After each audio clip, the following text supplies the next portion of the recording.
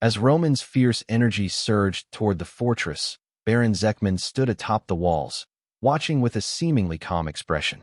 With a confident voice, he remarked to those around him, "Our fortress walls are not so easily broken. They are fortified with multiple layers of defensive spells. Roman strikes are meaningless against them."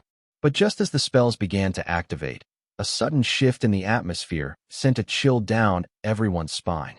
Roman gripped his sword tightly and unleashed his signature technique, the Heavenly Demon sword technique. Instantly, the entire area was consumed by a swirling purple aura, the sheer force of which shook the very ground beneath their feet. Baron Zekman's eyes widened in disbelief.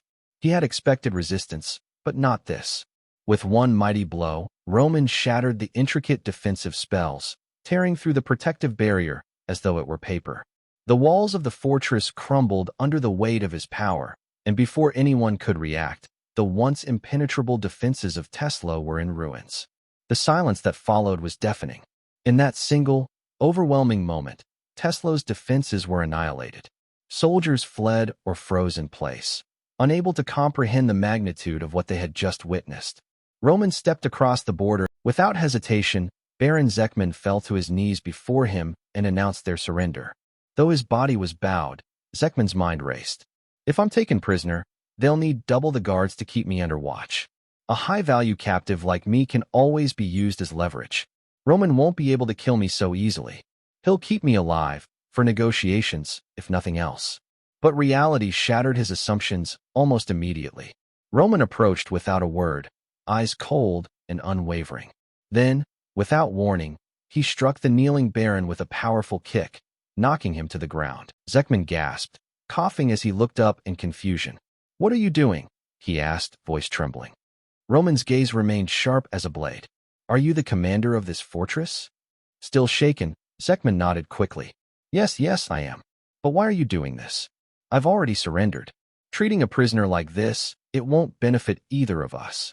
Roman's tone didn't waver. "What are you talking about? I don't need anything from you." The words hit Zekman like a second blow. He stared, eyes wide in horror, as the realization set in. Roman had no intention of keeping him alive. Desperate, he pleaded, "Please, just once, spare me. If I live, the Dimitry prisoners will remain safe. You don't have to do this." But Roman's expression was resolute, his voice firm and merciless. "You're gravely mistaken. I do not show mercy on the battlefield."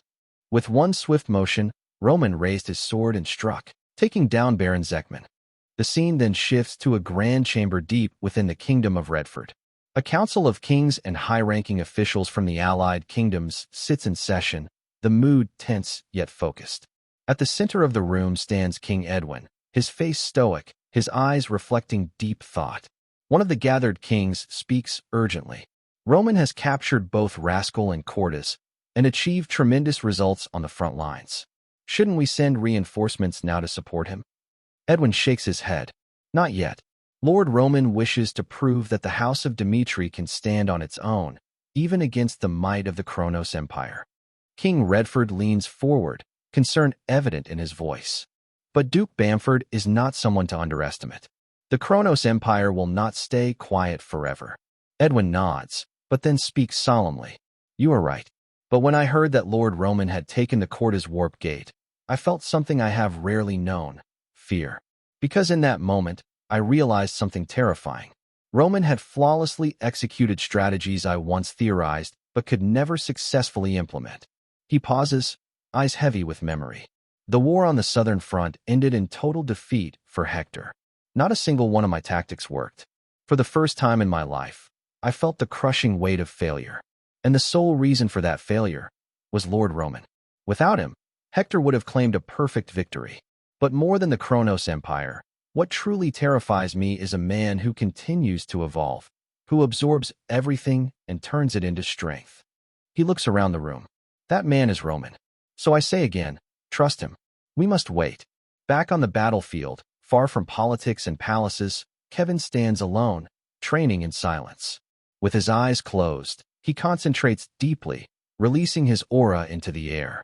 He visualizes his past defeat, his opponent's face, the clash of blades, the moment of failure. Both his imaginary opponent and Kevin charge forward, their auras flaring around them. As their swords clash head-on, Kevin gives his best, matching his opponent's strength with everything he has. But once again, in his mind, Kevin could barely hold his ground against his opponent. After enduring a few strikes, he was once again brought down by a single, decisive strike. The pain of failure settles in his chest. Opening his eyes, Kevin clenches his fists. Again, I couldn't win. If I face someone like Sven again, what can I even do?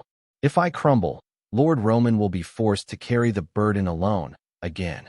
As until now, Kevin never have truly helped Lord Roman. He grits his teeth. I won't let it happen again.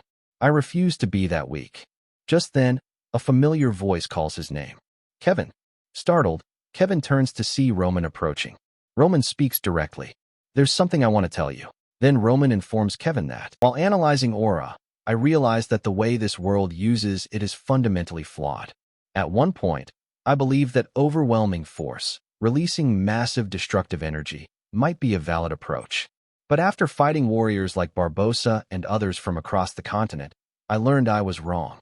He pauses, looking toward the horizon. The swordsmanship of Central Murim is not simply about power. Sometimes, softness overcomes strength. Unique techniques blossom, sword styles that coexist and adapt. Compared to that, the way aura is used in this world is crude. Underdeveloped, even. That's when I knew my swordsmanship is unmatched on this continent. Kevin listens closely, heart pounding. Roman further tells Kevin that, in a true life-and-death battle, raw aura isn't enough. Only by understanding its essence and acquiring the proper strength can victory be achieved. Kevin, if you grasp this, even defeating a 6-star aura swordsman is possible for you. Kevin's eyes widen. Roman concludes, and to begin your journey, I will now teach you a technique that will change everything.